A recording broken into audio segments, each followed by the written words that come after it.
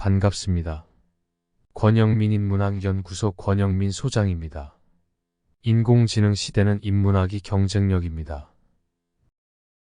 육체의 고통보다 마음의 위기가 더 위험하다. 어찌 배고픔과 목마름으로 느끼는 피해가 입과 배에만 있겠는가? 사람의 마음 역시 피해를 입는다. 만약 사람들이 굶주림과 목마름으로 마음의 피해가 되지 않게 한다면 자신의 부귀가 남만 못하다고 근심하지 않는다. 맹자 진심장구 상편. 첫째, 불타는 예술론, 정신적 풍요의 상징, 빈센트 반 고흐의 삶과 작품. 위대한 일은 작은 일들의 축적이다. 빈센트 반 고흐. 빈센트 반 고흐는 10년 동안 단 한 점의 그림만을 팔았던 화가입니다. 생전 그의 작품은 전혀 인정받지 못했으며 그는 가난과 고독 속에서 붓을 놓지 않았습니다. 그럼에도 고흐는 멈추지 않았습니다. 그는 자신이 그림 속에 불을 지피고 있다며 창작의 과정을 하나의 생명처럼 여겼습니다. 생존을 위한 예술이 아니라 그에게 예술은 곧 자신의 존재 그 자체였습니다. 나는 내 그림에 내 생명을 바쳤다고 말했던 고흐는 그의 삶 전체를 예술에 쏟아부었습니다. 비록 세상이 그의 작품을 외면했을지라도 그는 계속해서 붓을 들었습니다. 그 이유는 단순했습니다. 고흐에게 그림은 돈이나 명예보다 더 소중한 것이었습니다. 그는 테오에게 보낸 편지에서 나는 내 그림을 통해 영혼을 치유한다고 고백했을 정도로 그림은 그에게 내면의 위안이자 세상과의 소통 수단이었습니다. 특히 그의 작품 별이 빛나는 밤은 우리가 고흐의 예술 세계를 가장 극적으로 엿볼 수 있는 작품 중 하나입니다. 그는 정신병원에 입원해 있던 시절 병실 창문 밖으로 보이는 하늘을 보며 이 그림을 완성했습니다. 당시 고흐는 여러 가지 어려움 속에서도 자신이 살아가야 할 이유에 대해 확신을 가지고 있었습니다. 휘몰아치는 별과 달, 밝게 빛나는 하늘은 혼란스러운 삶에도 불구하고 자신의 길을 굳게 믿었던 그의 내면을 담고 있습니다. 고흐에게 이 하늘은 단순한 풍경이 아니라 여전히 자신이 창조의 불을 꺼뜨리지 않고 있다는 증거였습니다. 세상은 그의 고통과 고독을 완전히 이해하지 못했지만 그는 그 속에서도 자신의 길을 믿으며 붓을 통해 세상과 대화하고 있었습니다. 고흐의 작품은 생전 인정받지 못했지만 사후에는 그 진가가 드러나며 전 세계적으로 사랑받는 걸작이 되었습니다. 고흐가 10년 동안 단 한 점의 그림만 팔았다는 사실은 그의 예술적 성취를 막을 수 없었습니다. 물질적으로는 실패했을지라도 그의 정신은 그 누구보다도 충만했습니다. 결국 그는 이렇게 말했습니다. 위대한 일은 작은 일들의 축적입니다.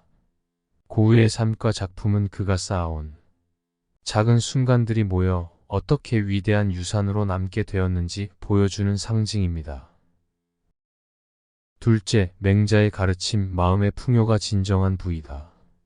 맹자는 인간의 삶에서 물질적 풍요와 함께 정신적 풍요가 얼마나 중요한지를 강조한 철학자입니다. 그의 사상에서 정신적 성장은 단순히 마음을 가다듬는 것에 그치지 않고 사람의 본질적인 가치와 행복을 결정짓는 중요한 요소로 여겨졌습니다. 맹자는 단순히 배고픔과 목마름을 물리적인 차원에서만 보지 않았습니다. 그는 이렇게 묻습니다. 어찌 배고픔과 목마름으로 느끼는 피해가 입과 배에만 있겠는가? 사람의 정신 역시 그러한 결핍에서 고통을 받는다는 것입니다. 맹자는 이 말을 통해 물질적인 어려움이 아무리 크더라도 정신적으로 풍요로울 때 사람은 진정한 고통을 피할 수 있다고 보았습니다. 굶주림과 목마름은 육체적으로는 큰 고통이지만 정신적인 결핍은 더 큰 위기를 초래한다고 본 것입니다. 맹자의 사상에서 중요한 것은 바로 마음의 주체성입니다. 그는 물질적인 성공이나 외부의 환경이 아니라 마음이 그 주체성을 잃지 않는 한 사람은 그 어떤 상황에서도 흔들리지 않고 자신의 길을 걸어갈 수 있다고 말합니다. 맹자는 이런 견해를 바탕으로 사람들의 불만과 불안이 어디에서 기인하는지에 대한 통찰을 제시합니다. 자신의 부귀가 남보다 못하다고 근심하지 않는다는 말처럼 정신적으로 자신이 흔들리지 않는다면 남과 비교하는 것이 더 이상 중요한 문제가 아니게 된다는 것입니다. 인간은 자신의 내적 가치를 발견하고 그에 따라 스스로를 충만하게 할 때 진정한 자유를 얻게 됩니다. 맹자의 이러한 가르침은 현대인들에게도 여전히 강력한 메시지를 던집니다. 물질적 성취가 중요시되는 사회에서 우리는 종종 정신적 가치와 성장을 간과하게 됩니다. 하지만 맹자는 물질의 부족보다 더 큰 위험이 바로 마음의 결핍임을 경고하고 있습니다. 물질적 조건이 불완전하더라도 마음이 스스로의 풍요를 찾고 이를 지켜나간다면 사람은 어떠한 상황에서도 자신만의 행복을 유지할 수 있다고 맹자는 주장합니다. 마음이 흔들리지 않는다면 물질적 결핍은 극복할 수 있는 문제이며 참된 행복은 외부의 것이 아닌 내면에서 온다는 진리를 가르쳐 줍니다. 셋째, 니체의 철학, 정신적 풍요가 삶의 본질이다. 니체는 물질적인 것에 집착하는 현대 사회를 비판하며 진정한 인간의 가치는 정신의 풍요에 있다고 강조했습니다. 그는 사람들은 물질적 소유에 집착하지만 진정 중요한 것은 정신이다. 정신이 부유하지 않다면 그대는 가진 모든 것을 잃어도 괜찮다. 그러나 정신을 잃는다면 그대는 스스로를 잃는 것이다라고 말하며 정신적 빈곤이야말로 인간을 무너뜨리는 가장 큰 위협임을 경고했습니다. 니체는 이 구절에서 물질적 성취와 성공이 인간의 행복을 보장하지 않음을 분명히 밝힙니다. 우리가 어떤 부를 쌓았든 그 부는 언제든지 사라질 수 있습니다. 그러나 인간의 정신, 즉 인간의 사고와 내면적 가치는 물질과 달리 사라지지 않으며 그 존재의 본질을 결정짓습니다. 니체는 정신이 부유하지 않다면 인간은 진정으로 삶에서 의미를 찾을 수 없다고 주장했습니다.